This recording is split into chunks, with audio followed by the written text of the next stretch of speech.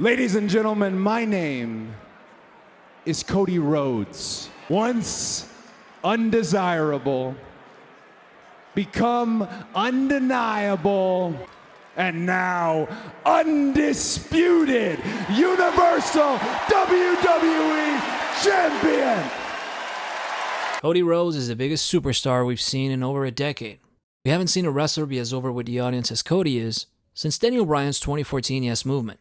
Of course, if you told anyone who hasn't watched wrestling since 2016, they wouldn't believe you, because no one wanted a guy with glittery makeup to become the face of the WWE. Cody's transformation was incredible. He made us so over with the crowd that WWE decided to change the main event of WrestleMania to give us fans what we wanted. Cody went from undesirable to undeniable, from Stardust to Stardom, and today we'll have an in-depth look at how he became one of the biggest superstars of all time. As the son of the American Dream Dusty Rhodes, Cody's part of a family legacy that the son of a plumber started decades ago. Of course, so was his brother Dustin, who you might know as Goldust. But there was always something different about Cody, who was not as big as his older brother, but always had the look and charisma of a star. Cody started training to become a wrestler in his early 20s, and eventually joined WWE's main roster in 2007. But during Cody's first run with the company, he was a mid-carder at best, and a jobber at worst. During his first TV appearances, he was losing all the time, until he eventually joined forces with Hardcore Holly, a wrestling veteran, to get a glimpse of success in a tag team. The arrival of Ted DiBiase Jr., son of the $1 Million Man, changed everything for Cody. He turned on his mentor Hardcore Holly and joined forces with DiBiase to establish a faction called Legacy, obviously referring to the fact that this was a stable composed of second and third generation wrestlers, with Randy Orton being the leader. But at that time, they were just Randy's lackeys, and they were there to enhance him. Rhodes and DiBiase won the tag team titles, the faction eventually split, and they had a three-way match at WrestleMania 26, which Randy Orton won. From then on, they all became singles competitors. Shortly after, Cody had a new gimmick. He proclaimed himself the best-looking man on the roster, and he became Dashing Cody Rhodes. At this point, Cody became an entertaining mid-carder who could wrestle and cut some great promos. But even though he was doing a great job and people loved him as a heel, he was nowhere near the main event. During a match between the two, Rey Mysterio legitimately broke Cody's nose. Usually this would be terrible, right? Well, not if you're creative. Cody turned this negative into a positive by changing his gimmick to Undashing Cody Rhodes. He started wearing a protective mask that made him look undesirable. And a fun fact for you, Cody ranks his Undashing era as his second best work. And it's hard to argue against that, because he was great on the mic and inside the ring. The Undashing era peaked when Cody defeated Rey Mysterio at WrestleMania 27, solidifying his status as a heel. In 2011, Cody won his first singles title when he defeated Ezekiel Jackson for the IC title. He became one of the top mid-carders in WWE and feuded with former mentor Randy Orton. Their feud ended Cody's Undashing era, since the Viper broke his mask during a street fight. At this point, it looked like a main event push for Cody was inevitable, especially after the performance he had during the 2012 Royal Rumble, lasting over 40 minutes and eliminating 6 other men. But he didn't get the push most people thought he deserved. Instead, Cody joined forces with Damien Sandow for about a year, until Sandow betrayed him during the 2013 Money in the Bank, and the two started feuding. After their feud, Cody had one more chance to take his career to the next level. In 2013, he and his brother Goldust started feuding with Triple H over their careers. When Cody and Goldust were fired, the American Dream got involved. At this point, Cody became a babyface, and he and his brother attacked the Shield, forming the Brotherhood. The Rhodes, alongside their father Dusty, defeated the Shield to become the new tag team champions in what is still one of Cody's best matches to this day. Cody and Goldust held the title for months, before dropping them to the New Age Outlaws. And that's when it went south for Cody. In 2014, Cody had a new gimmick, which was similar to his brother's, and thus, Stardust was born. Everyone loved Cody's take on the wacky Stardust character, but eventually he turned on his brother Goldust. Stardust's run in a nutshell was him feuding with actors and being involved in random tag teams.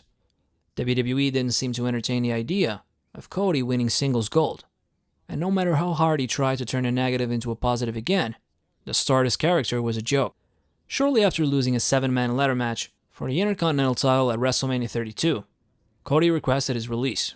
One of the reasons why was the profound effect that his father's death in 2015 had on him, but it was also because he didn't want to be Stardust anymore.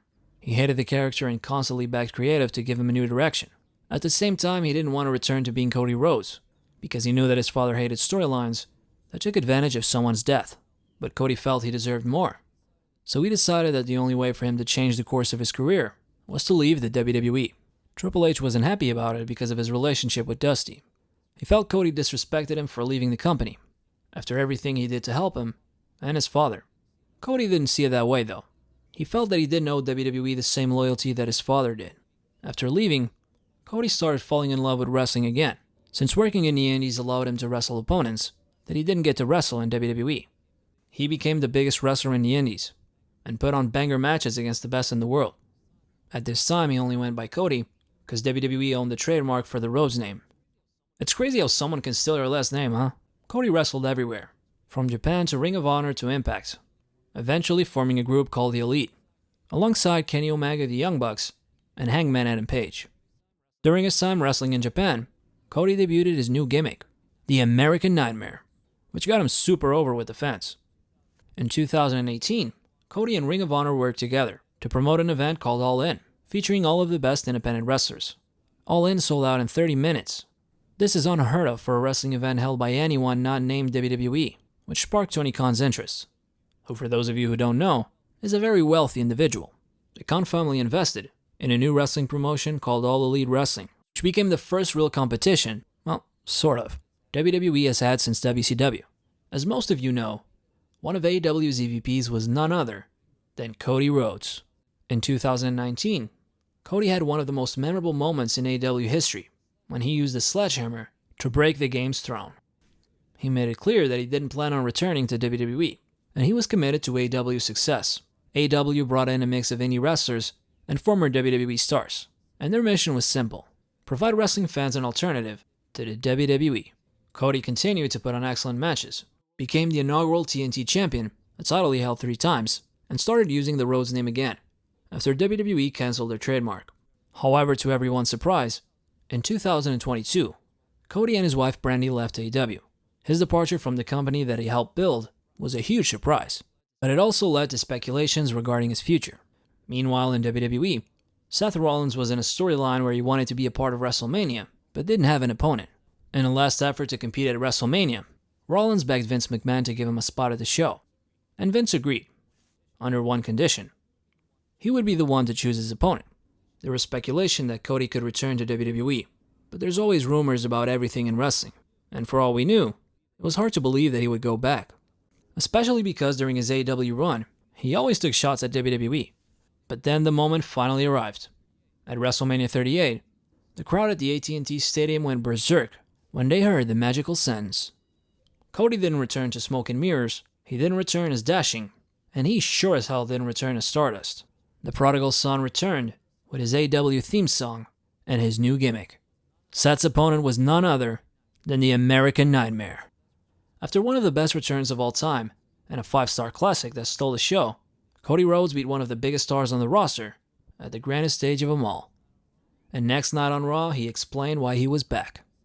In 1977, his father, the American Dream Dusty Rhodes, had a match with superstar Billy Graham, who was the WWE champion at the time. The Dream won via countout. Dusty had a title in his hands, but didn't win it, because it could only change hands via pinfall or submission. And this was as close as Dusty Rhodes ever got to winning the big one. So the grandson of a plumber's motives were obvious.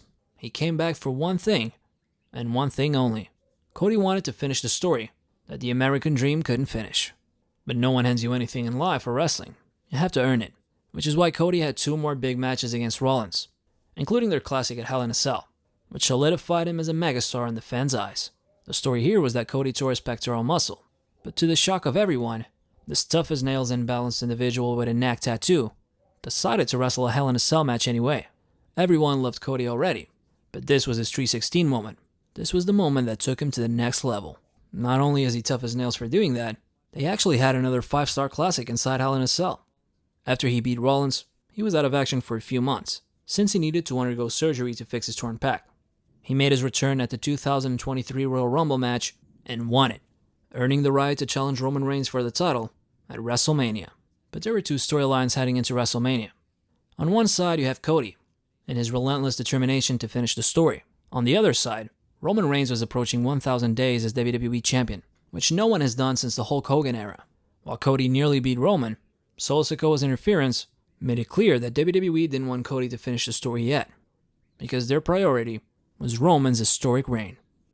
When Cody was drafted to Raw and Roman Reigns was drafted to SmackDown, it looked like there were no plans for Cody to finish his story. Even though they reintroduced the world title, Cody wasn't fighting for it, since he was feuding with Brock Lesnar at the time. He rode his momentum wave by defeating Brock Lesnar at SummerSlam, and he also teamed up with former Bloodline member Jey Uso. At Survivor Series, he teamed up with Sami Zayn, Jey Uso, Seth Rollins, and Randy Orton to beat the Judgment Day. Randy let Cody finish the match and deliver the final blow, symbolizing a passing of the torch to his former legacy teammate. With the Royal Rumble on the horizon, WWE could go in many directions. The returning CM Punk, who's a massive draw, was supposed to face Seth Rollins at WrestleMania. Meanwhile, The Rock returned and mentioned his desire to sit at the head of the table. But it was Cody Rhodes who won the Royal Rumble, becoming the first guy since 1988 to win it back-to-back. After his celebration, he pointed at Roman Reigns, making it clear that he wanted a rematch for the title at WrestleMania 40. But CM Punk's injury during the Rumble changed creative plans, and it looked like Cody was set to challenge Rollins for the world title, reviving their feud. When Rollins brought up Dusty's name and said that the world title was the workman's title, the speculation was this would lead to a match between the two at WrestleMania. At SmackDown, Cody told Roman he would challenge him for the title, but not at this year's WrestleMania, allowing The Rock to fight his cousin at the granddaddy of them all, which further set up a match between Cody and Rollins for the world title. But the world title wasn't the title that Dusty held in his hands decades ago, and winning it wouldn't be the same as winning the main world title, which is held by Roman Reigns. Everyone wanted Cody to finish the story. Fans relate to him because he's the ultimate underdog, trying to accomplish what his father couldn't during his lifetime. Dusty was the working man's champion, and Cody winning the WWE title would be the perfect tribute to the man who should have won it decades ago. And that's why the fact that WWE wanted The Rock to face Roman at WrestleMania caused an outrage from the fans. And we all know wrestling fans aren't shy about expressing their opinion. #WeWantCody trended worldwide for days, so they tried to save the event and prevent a freaking riot. WWE set up a WrestleMania press conference involving Roman Reigns, The Rock, Seth Rollins, and Cody Rhodes.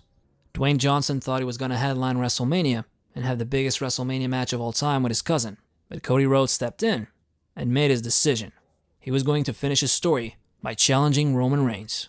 With Cody challenging Roman and setting up the biggest WrestleMania main event of all time, he's established himself as the biggest babyface in the company since Big Match Jonathan. Not only is he the face of the company, but he's also on the cover of WWE 2K24. And now that The Rock has entered the picture to make Cody's life harder, he has the chance to become an even bigger star. Let me just say this. If he doesn't finish the story this year in front of the Philadelphia crowd, which was the wrestling home of ECW and its hardcore fanbase, may God have mercy on Triple H and WWE's creative team. From undesirable in 2016 to becoming the face of the company in 2024, Cody Rhodes has had a hell of a journey. Everything happens for a reason, and this wouldn't have happened if he didn't leave 8 years ago. And now he gets one final shot to finish what his father started in one of the best wrestling storylines of all time. While Cody dreams of being champion, there's one man who's been the Intercontinental Champion for over 600 days. Check out this video where we cover Gunther's legendary title reign. See you soon.